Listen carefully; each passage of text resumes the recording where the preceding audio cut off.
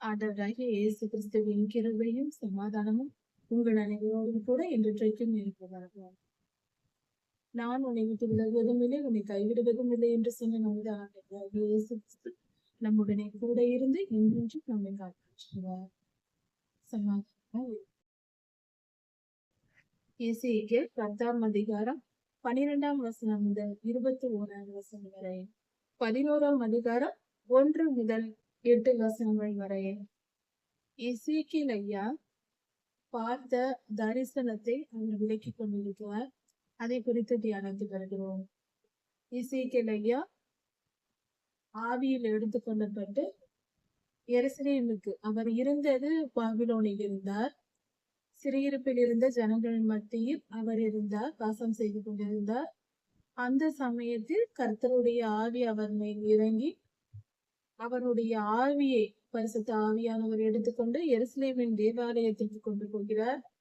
அங்கு ஆவியில் எடுத்துக்கொள்ளப்பட்ட எசேக்கியேல் ஐயா பார்க்கிறார், தரிசனத்தை பார்க்கிறார். அந்த தேவாலயத்தில் இருக்கிற காரியங்களை கர்த்தர் காட்டுவதை பார்த்து கொண்டிருக்கிறார். அங்கே பிரகாரத்தில் வலது பக்கத்தில் கேருபீன் இருக்கிறது. அந்த 4 கேருபீன்கள், கேருபீன் 4 முகங்களும் 4 கைகளும் 4 ரெக்கைகளும் 4 சக்கரங்களும் உடையதா இருக்கிறது. இப்படியான அதன் தன்மை, அந்த பரலோக காட்சி. அந்த கேருபின் மேல் மண்டலம், அதற்கு மேல் கர்த்தருடைய சிங்காசனம், நீல ரத்தினம் போன்ற சிங்காசன அமைப்பு இருக்கிறது. அதன் மேல் கர்த்தர் இருக்கிறார். கர்த்தருடைய மகிமையை எசேக்கியேல் ஐயா பார்க்கிறார். அவர் திருமுகம் காணவில்லை. இந்த காட்சிகளை எசேக்கியேல் ஐயா விளக்குகிறார். கேருபீன் உடல் அனைத்தும், உடல் பகுதி முழுவதும், அவைகளின் முதுகுகளும் செட்டைகளும் கைகளும் அதன் சக்கரங்களும் சுற்றிலும் கண்களால் நிரம்பி இருக்கிறது. கேருபீன் இருக்கிறது என்றால் ஒவ்வொரு கேருபுக்கும் ஒவ்வொரு சக்கரங்கள் இருக்கிறது. 4 முகங்கள், கைகள், ரெக்கைகள் இருக்கிறது என்று பார்த்தோம். இப்படி அவைகள் எல்லா பகுதியும் கண்களால் நிரம்பி இருக்கிறது. கண்கள் சுற்றிலும் எல்லா பகுதியிலும் கண்கள் இருக்கிறது. அதாவது நாம் வரிக்குதிரை பார்த்திருப்போம், ஜீப்ரா. அதன் உடல் முழுவதும் கோடுகளால் நிரம்பி இருக்கு. அதே போல இந்த புள்ளிமான்கள் பார்க்கும்போது உடல் முழுவதும் புள்ளி புள்ளியா இருக்கும். அது போல கேருபீனின் உடல் முழுவதும், சக்கரங்கள் உடல் முழுவதும் கண்களால் நிரம்பி இருக்கிறது. கண்கள் என்றால் எல்லா பக்கமும் கேமரா பொருத்தியது போல எல்லா திசைகளிலும் எல்லாவற்றையும் அவைகளால் பார்க்க முடியும். எத்திசையிலும். அப்படி என்று பார்க்கும்போது பொதுவாக 4 திசை என்று சொல்வோம். விஞ்ஞானத்தின்படி பார்க்கும்போது ஒரு வட்டம் போட்டால் அதில் 360 டிகிரி இருக்கிறது. நாம மனிதர்கள் வரையறுத்து வைத்திருக்கிறோம். அது போல ஒரு கோலத்தில் எத்தனை வட்டங்கள் போட முடியும்? கணக்கே கிடையாது. எல்லா பக்கங்களிலும் ஒரு கோல வடிவில் 3D டைமென்ஷன் என்று சொல்வாங்க. அப்படி எல்லா பக்கங்களிலும் 3D என்று சொல்வது எல்லா திசைகளிலும் பார்க்கணும். 3D கேமரா என்றால் எல்லா திசைகளிலும் படம் எடுக்கும். நேராகவோ பின்புறமாகவோ அல்லாமல் மேல் கீழ் எல்லா பக்கங்களிலும் எடுக்கும். அதுபோல் கேருபீனின் எல்லா பக்கங்களிலும், சக்கரங்களின் எல்லா பக்கங்களிலும் கண்களால் நிரம்பி இருக்கிறது. அந்த சக்கரங்களை பார்த்து சக்கரமே என்று கூப்பிடுகிற ஒருவனுடைய சத்தத்தை கேட்டேன் என்று சொல்கிறார். யாரோ ஒருவர் கூப்பிடுகிறார், சக்கரமே என்று கூப்பிடுகிறார். அந்த கூப்பிடுகிற சத்தம் கேட்கிறது. ஒவ்வொரு சக்கரத்திற்கும் 4 முகங்கள் இருந்தது. முதலாம் முகம் கேருபீனின் முகமும் மனுஷ முகமாய் இருந்தது.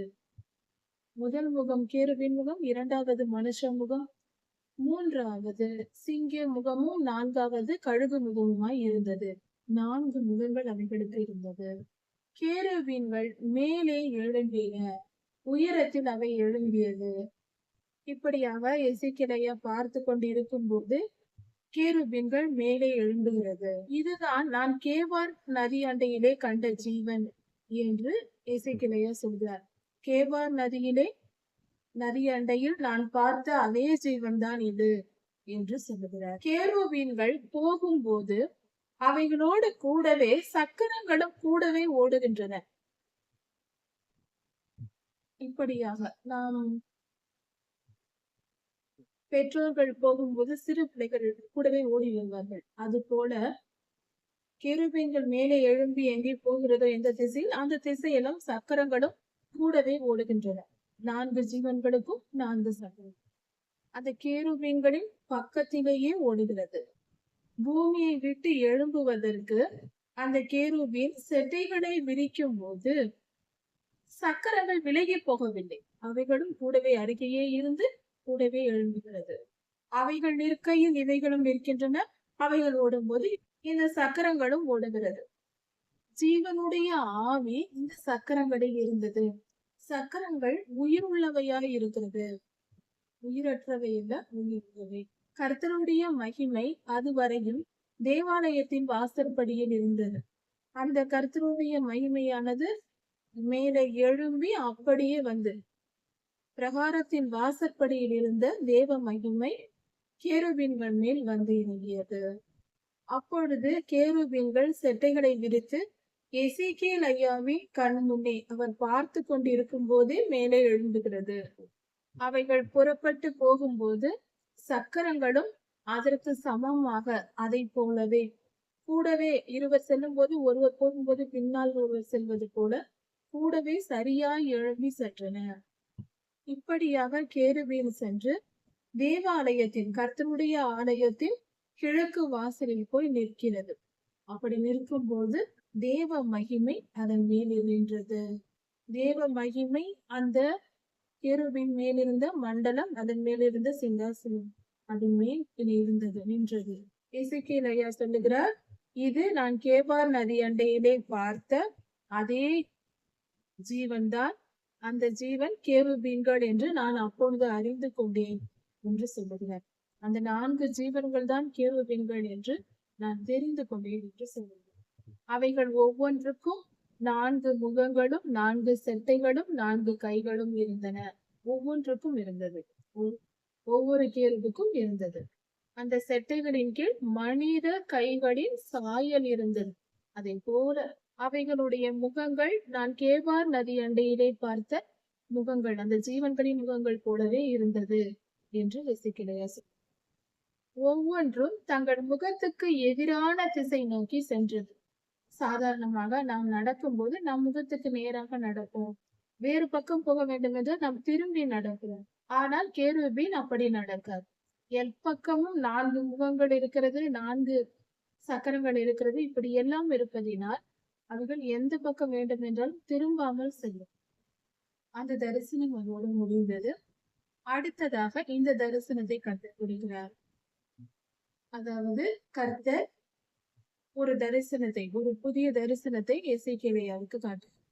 ஆவியானவர், பரிசுத்த ஆவியானவர் எசேக்கியேல் ஐயாவை எடுத்துக்கொண்டு போய் கிழக்கு முகமாய் இருக்கிற தேவாலயத்தின் வாசலுக்கு கொண்டு போகிறார். அந்த வாசலின் நடை அண்டையிலே 25 புருஷர்கள் இருக்கிறார்கள். 25 திருமணமான ஆண்கள், 25 பேர் பெரியவர்கள் இருக்கிறார்கள். அவர்களுக்கு நடுவே யசனியாவும் பெல்தியாவும் இருக்கிறார்கள். இவர்கள் இருவரும் முக்கியமானவர்களாக, பெரியவர்களாக, முக்கியத்துவம் உடையவர்களாக தோன்றுகிறது. அந்த 25 பேர் கூட இவர்கள் இருக்கிறார்கள். இந்த காட்சியை எசேக்கியேல் ஐயா பார்த்து கொண்டிருக்கிறார். அவர்களுக்கு தெரியாது. தேவாலயத்தில் அவர்கள் அங்கு நின்று கொண்டிருக்கிறார்கள். அவர்கள் கண்களுக்கு எசேக்கியேல் ஐயா தெரிய மாட்டார். ஆவியில் எடுத்துக்கொள்ளப்பட்டு நேராக கொண்டு போய் தேவாலயத்தில் நடக்கிற காரியங்களை பரிசுத்த ஆவியானவர் காட்டுகிறார். இப்பொழுது எசேக்கியேல் ஐயாவுக்கு அவர்கள் செய்கிறதெல்லாம் தெரியும். ஆனால் அவர்களுக்கு எசேக்கியேல் ஐயா அங்க நிற்பது தெரியாது. இப்படிதான் ஆவிக்குரிய அனுபவங்கள். அப்பொழுது கர்த்தர் அவர்களை பற்றி எசேக்கியேல் ஐயாவினிடத்தில் சொல்லுகிறார், மனுபுத்திரனே என்று சொல்லுகிறார். ஏன் இந்த இடத்தில் மனுபுத்திரனே என்ற வார்த்தை பயன்படுத்தப்படுகிறது? எசேக்கியேல் ஐயாவை அழைக்கும் போதெல்லாம் கர்த்தர் பெயர் சொல்லி அழைக்காமல் மனுபுத்திரனே மனுபுத்திரனே என்று சொல்லி அழைக்கிறார். கர்த்தருடைய ஒவ்வொரு வார்த்தைக்கும் 1000 அர்த்தங்கள் வரும். ஒன்றல்ல இரண்டல்ல. நாம் யோசித்து பார்க்க வேண்டும். முதலில் ஒரு அர்த்தத்தை நாம் கவனித்துக் கொள்வோம். மனுபுத்திரனே என்றால் மனிதனின் மகனே, மனுஷனே என்று பொருள். ஏனென்றால் இந்த பூமியில் உள்ள ஒரு மனிதனாக பிரதிநிதியாக கர்த்தர் அவரை எழுப்பி இந்த காட்சிகளை காட்டுகிறார். இந்த பூமியில் உள்ள ஒரு மனிதனுக்கு வெளிப்படுத்த வேண்டும் என்று எசேக்கியேல் ஐயாவை அழைத்து வெளிப்படுத்தி கொண்டிருக்கிறார். அதனால் அந்த மனுபுத்திரனே என்ற வார்த்தையை பயன்படுத்துகிறார். இந்த வார்த்தையை சொல்லும் போது மனிதர்களில் ஒருவராக சாட்சியாக இந்த காரியத்தை நீ பார்த்து கொண்டிருக்கிறாய் என்ற பொருளில் மனுபுத்திரனே என்று எசேக்கியேல் ஐயாவை அழைக்கிறார். அவர் தனிப்பட்ட முறையில் அறிந்து கொள்வதற்கோ அல்லது தனிப்பட்ட காரியங்களுக்காக தீர்க்கதரிசி என்பதினாலோ அல்ல, பரலோக அனுபவங்களை காட்டுவதற்காக ஒரு காரியம் இல்லாமல் காரணம் இல்லாமல் அல்ல, ஒரு சாட்சியாக இருக்கும்படியாக கர்த்தருடைய நியாய தீர்ப்பு நாளில் வெளிப்படக்கூடிய சாட்சியாக கர்த்தர் செய்ய போகிற எருசலேமுக்கு கொடுக்க போகிற நியாய தீர்ப்பை அதற்கு சாட்சியாக ஏன் அதை கொடுக்கிறார் என்று ஜனங்கள் தெரிந்து கொள்ளும்படியாக தவறு செய்கிற மனிதர்கள் ஒரு பக்கம் செய்து கொண்டிருப்பார்கள். அந்த தவறுகள் எல்லா மனிதருக்கும் தெரிந்து விடாது. அவர்கள் செய்கிற தவறுகளுக்கு கர்த்தர் தண்டிப்பார். அவர்கள் தண்டனை பெற்றுக் கொள்வார்கள். அவர்கள் அழிவார்கள். அவர்கள் அழிவதை நாம் பார்ப்போம். ஐயோ, கர்த்தர் இப்படி செய்து விட்டாரே என்று சொல்லும். அவர்கள் அதற்கு முன்பாக என்னென்ன செய்தார்கள் என்று நமக்கு தெரியாது. நாம் கர்த்தர் பேரில் குற்றம் சொல்வதற்கோ கர்த்தர் பேரில் வருத்தம் தெரிவிப்பதற்கோ காரணமாகி விடக்கூடாது அல்லவா? கர்த்தர் அதனால்தான் தீர்க்கதரிசியை அழைத்து எல்லாவற்றையும் காட்டுகிறார். அங்கு பார், அவர்கள் என்ன செய்கிறார்கள் பார். ஏன் நான் அவர்களுக்கு இரக்கம் காட்டாமல் அழிக்கிறேன் என்பதை எவ்வளவு தாழ்மையாக கர்த்தர், அவர் பெரியவர், அவருக்கு எதற்கு தாழ்மை? ஆனால் அவர் தாழ்மையாக இறங்கி வந்து நமக்கு வெளிப்படுத்துகிறார். இதுதான் கர்த்தர். மனிதர்களாகிய நாம் மண்ணோடு அற்பமானவர்கள். நாம் நம்மை உயர்த்தி கொள்ளுவோம். ஆனால் சர்வ வல்லமையுள்ளவராய் இருந்து அவர் தாழ்மையாக இறங்கி வந்து நான் இந்த காரியத்தை இதற்காக தான் செய்கிறேன் என்று தாழ்மையோடு வந்து வெளிப்படுத்தி சொல்லுகிறார் என்பது அவருடைய பெருந்தன்மை. அதனால்தான் இந்த மனித இனம் இன்றும் பிழைத்திருக்கிறது. கர்த்தருடைய நாமம் கர்த்தர் சொல்லுகிறார் எசேக்கியேல் ஐயாவை அழைத்து, மனுபுத்திரனே, இந்த மனிதர்கள் அக்கிரம நினைவுகளை கொண்டிருக்கிறார்கள். இவர்கள் மனதில் அக்கிரம நினைவுகளை கொண்டிருக்கிறார்கள். இவர்கள் எல்லாம் தேவாலயத்தின் முக்கியமானவர்கள் என்று சொல்லிக் கொண்டிருப்பவர்கள், அதாவது அதிகாரம் வகிப்பவர்களாய் இருந்திருக்கிறார்கள். இவர்களுடைய செயல்கள் இவ்வளவு மோசமாய் இருந்திருக்கிறது. அதனால்தான் தேசம் எங்கும் கேட்டு போகிறேன். அக்கிரம நினைவுகளை கொண்டவர்கள் என்று கர்த்தரை சொல்லுகிறார். அக்கிரம நினைவுகளை இணைத்து துர் ஆலோசனை செய்கிறவர்கள், கெட்ட ஆலோசனைகள், எப்படி எதை கெடுக்கலாம் என்று கர்த்தருக்கு விரோதமான செயல்களை செய்வது. அப்படி என்றால் பொல்லாத ஆவிகளால் பிடிக்கப்பட்ட மனிதர்கள், தீமை செய்கிறவர்கள், அக்கிரமக்காரர்கள், பலரை அக்கிரம வழியில் நடத்துகிறவர்கள் என்று பொருள். இப்படி அவர்கள் செய்வதினால் மனுபுத்திரனே, அவர்களுக்கு விரோதமாக தீர்க்க தரிசனம் சொல்லு என்று கர்த்தர் சொல்கிறார். இப்படி அவர்கள் தவறு செய்வதினால் நீ வா, நீ போய் தீர்க்க தரிசனம் சொல்லு என்று சொல்லுகிறார். தீர்க்க தரிசனம் சொல்வது என்றால் எசேக்கியேல் ஐயா மேல் பரிசுத்த ஆவியானவர், தீர்க்க தரிசனத்தின் ஆவியானவர் இறங்கி அவர்களுக்குரிய நியாய தீர்ப்பை கொடுப்பார். அதற்காக எசேக்கியேல் ஐயாவை அழைக்கிறார். தவறு செய்தவர்களை தண்டிக்க வேண்டாமா? அவர்களை அப்படியே விட்டுவிட்டால் அவர்கள் பெருகி கொண்டே போவார்கள். அவர்கள் அக்கிரமத்தில் பலருக்கு அது அழிவை கொண்டு வரும். இவர்கள் ஜனங்களிடத்தில் என்ன சொல்லிக் கொண்டிருக்கிறார்கள் என்றால், வீடு கட்டுகிறதற்கு இது காலம் அல்ல, இது வீடு கட்டுகிறதற்கு காலம் அல்ல என்றும், இந்த நகரம் பானை, நாங்கள் அதில் உள்ள இறைச்சி என்று சொல்லுகிறார்கள். இப்படியாக அவர்கள் சொல்லிக் கொண்டிருந்திருக்கிறார்கள். அப்படி என்றால் இவர்கள் தங்களை உயர்த்தி கொண்டு தாங்கள் பாதுகாக்கப்பட்டவர்கள், தாங்கள் பெரிய உன்னதர்கள், பரிசுத்தமானவர்கள், நாங்கள் உயர்ந்தவர்கள் என்று சொல்லிக் கொண்டு தெரிந்திருக்கிறார் போல. இதன் பொருளில் தான் அந்த வார்த்தையை அவர்கள் சொல்லி இருக்கிறார்கள். இப்படி சொல்லுவதை கேட்டுதான் கர்த்தர் எசேக்கியேலியாவிடம் தீர்க்க தரிசனம் சொல்லு, இவர்கள் அக்கிரமக்காரர்கள் என்று கர்த்தர் சொல்கிறார். இஸ்ரவேல் வம்சத்தாரே, நீங்கள் இப்படி பேசுவதுண்டு, உங்கள் நினைவுகள் எனக்கு தெரியும் என்று கர்த்தர் சொல்லுகிறார். பரிசுத்த ஆவியானவர் தீர்க்கதரிசியாகிய எசேக்கியேலியா மேல் இறங்கி தீர்க்க தரிசனம் சொல்ல தொடங்குகிறார். கர்த்தர் சொல்லுகிற வார்த்தை தீர்க்க தரிசனம் என்னவென்றால், இஸ்ரவேல் வம்சத்தாரே, நீங்கள் இப்படி பேசுகிறது உண்டு, நகரம் பானை, நாங்கள் இறைச்சி, அதற்குள் இருக்கிற இறைச்சி என்று நீங்கள் சொல்லுகிறது உண்டு, உங்கள் நினைவுகள் எல்லாம் எனக்கு தெரியும் என்று சொல் என்று கர்த்தர் சொல்கிறார் எசேக்கியேலியா. அவர்கள் இருதயத்தில் உள்ளதை கர்த்தர் முதலில் வெளிப்படுத்துகிறார். இந்த நகரத்தில் நீங்கள் அநேகரை கொலை செய்தீர்கள். எப்படிப்பட்டவர்களாய் இருந்திருக்கிறார்கள்? கொலை செய்கிறவர்களாக அநேகம் கொலைகளை நகரத்தில் செய்திருக்கிறார்கள். அநேக ரத்தம் சிந்தப்பட்டிருக்கிறது. அதனால்தான் கர்த்தர் இவ்வளவாய் கோபம் கொள்கிறார். இப்படி நீங்கள் அநேக பேரை கொலை செய்து இந்த நகரத்தில் போட்டு விட்டீர்கள். அந்த கொல்லப்பட்டவர்களின் உடல்கள் நகரத்தில் கிடந்ததல்லவா, அதுதான் இறைச்சி. இந்த எருசலேம் நகரம்தான் பானை. நீங்கள் சொல்வது போலதான் என்று கர்த்தர் சொல்லுகிறார் கோபமாக. உங்களையோ அதற்குள் இராதபடிக்கு உங்களை புறம்பாக்குவேன் என்று கர்த்தர் சொல்கிறார்.